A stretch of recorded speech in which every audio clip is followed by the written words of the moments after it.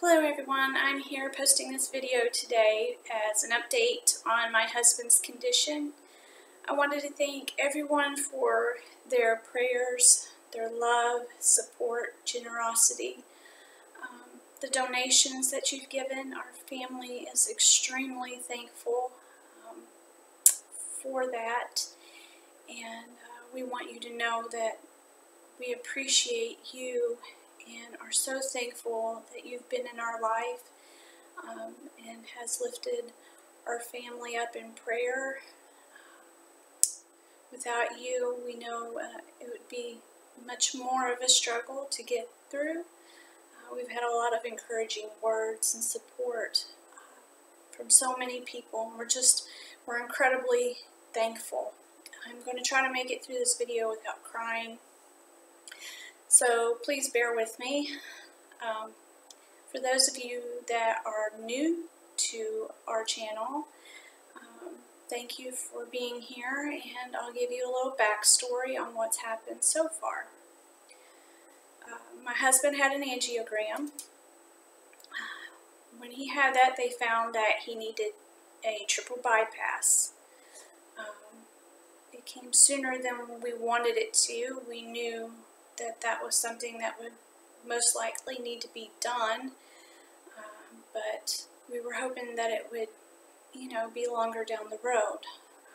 Unfortunately not. He was admitted to the hospital, had the triple bypass. The surgery went really well. His heart went nicely, and everything went really smooth. After he came out, he had a lot of pain in his chest, problems with his oxygen, but he was getting through it. I guess about a week after, a nurse was assisting him while he was sitting up in bed, and in doing so, his chest had a really loud pop, and he was in excruciating pain, just a tremendous amount of pain. They did an x-ray and found that one of the wires had broke and another one was deformed. They gave him steroids in hopes that that would make him feel better. It did not, so when they ran another ultrasound, they found that his sternum was completely broken in half.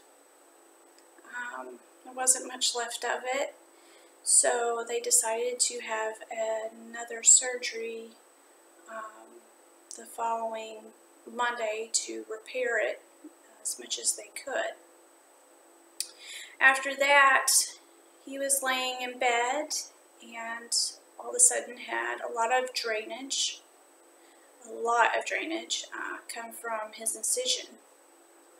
Because of this, they had to schedule an emergency surgery because they feared he had an infection. So they went ahead and did the surgery. They put, I believe it was 5 steel plates, I might be wrong, in his chest, and a ton of screws. He had a lot of tissue damage, and they did find that he did have an infection. They sent that drainage, and basically what they do is they let the bacteria grow. If it grows, they can be able to tell you exactly what kind of infection it is and how to treat it. So he had to stay longer because of this. He was not released like we were hoping would happen. So after that, he was in there recovering, trying to recover. He developed a tremendous amount of pain in his side, and his oxygen, they were still having a hard time with his oxygen. He ended up getting released, I believe it was November 23rd.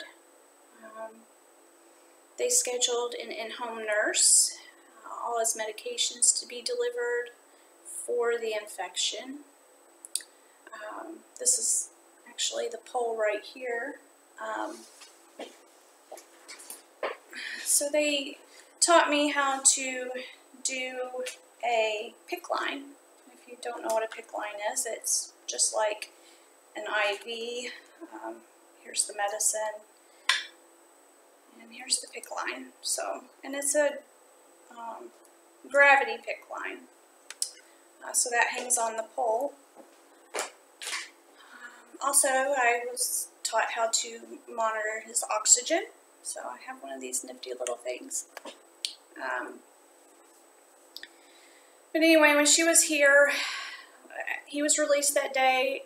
She was here for, you know, a little while. He was only home for about 2 or 3 hours. She taught me how to do that and decided before she left that she would, you know, check his vitals one more time. When she did that, his oxygen was dangerously low, so he had to go back to the hospital. She told us he should go to the ER immediately. Called the doctor, confirmed it. They wanted him to go back in, so he did. What they found after he went back in was that he had a tremendous amount of fluid on a partially collapsed lung. So another setback for his recovery. He was admitted, like I said.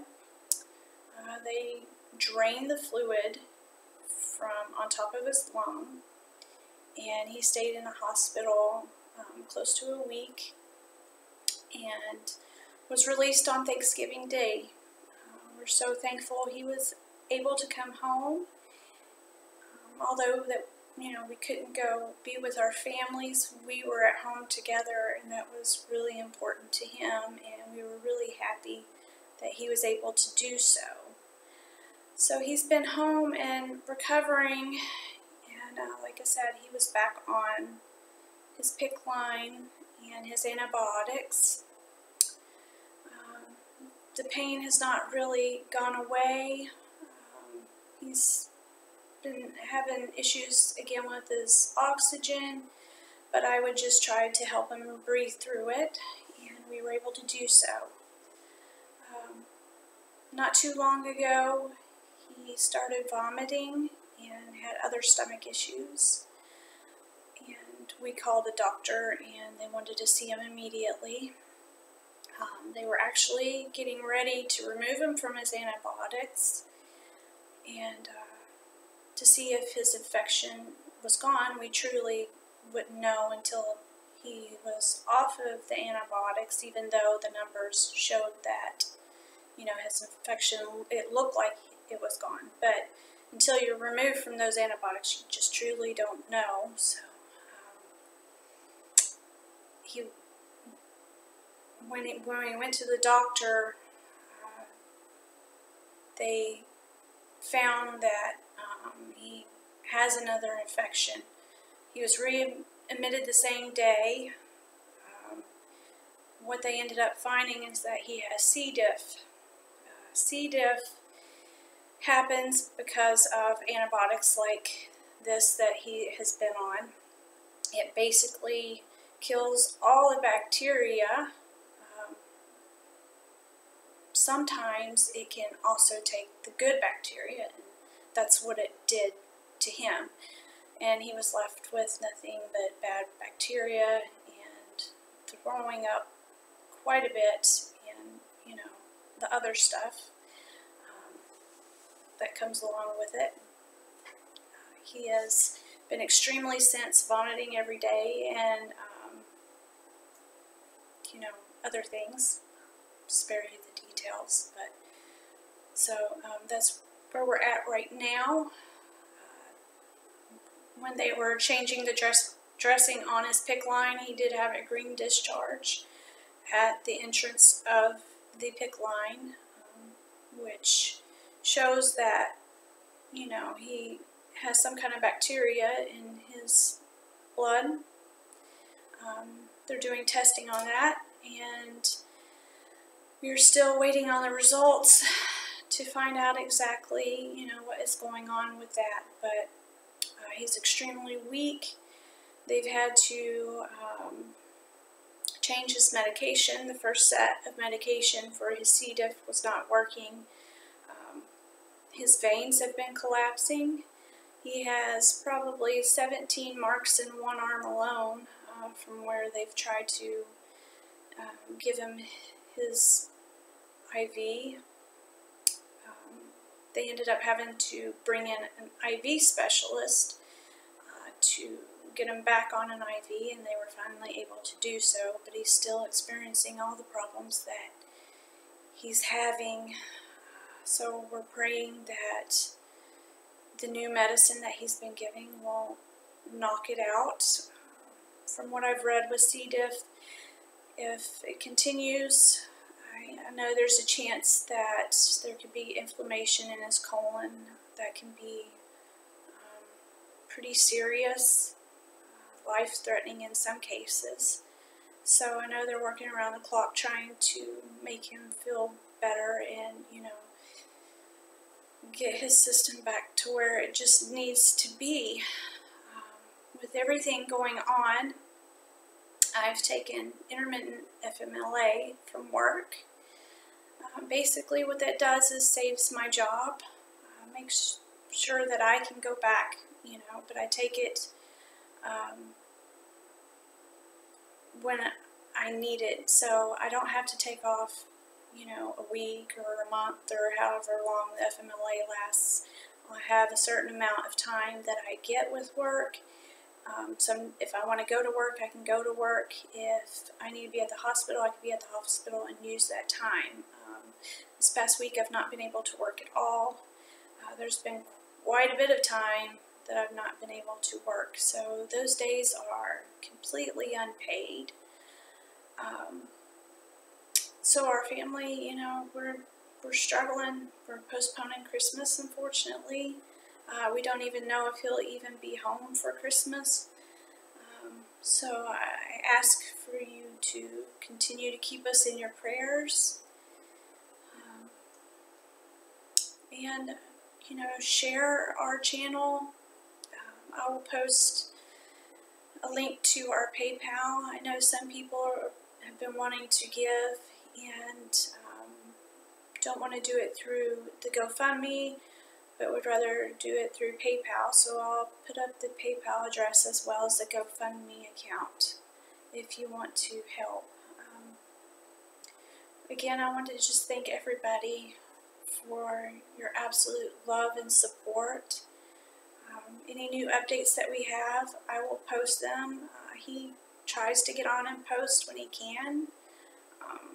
He appears to be stronger than what he really is, but he's still really weak. So just please pray for him and our family, and just keep us in your hearts, and we will do the same for you. We pray for every one of you that you have a joyous holiday, that you're surrounded by love and family, and if you're alone during this time, you're in our prayers. If your family is struggling as well, you're in our prayers. So we are here for you, and we love you, and we thank you for everything. And that's all for now. Thank you for taking the time to listen to me. I truly appreciate it.